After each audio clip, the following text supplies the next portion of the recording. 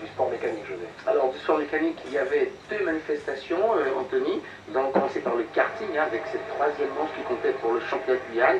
11 pilotes sont au départ de la dernière manche. Après un tour de chauffe, Ronald Ferdinand, parti en pole position, va se faire rejoindre. Certains pilotes d'ailleurs vont effectuer une sortie de route sur un circuit très technique.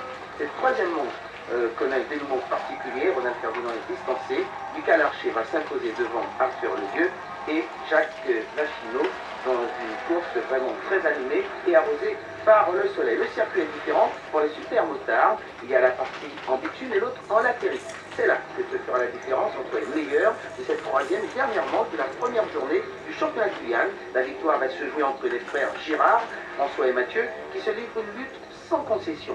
Troisième lors de la seconde manche, remporté par François. Mathieu doit absolument s'imposer s'il veut remporter le scratch. Parti en pole position devant François, les frères Girard vont rester dans cette position. Et c'est d'un point, 70 à 69, que Mathieu remporte cette première manche du championnat de Guyane des super motards. François Girard et Jean-Baptiste Pinto en l'écoute après avoir passé la ligne d'arrivée. Le départ a été un petit peu tendu avec mon frère, ça s'est touché un petit peu. J'ai cravaché un maximum dans les premiers tours parce que je savais que mon frère était capable de porter plusieurs attaques dans les premiers tours. Donc il fallait surtout pas que je me laisse passer. Donc j'ai réussi à rester devant et après le physique a fait un petit peu la différence.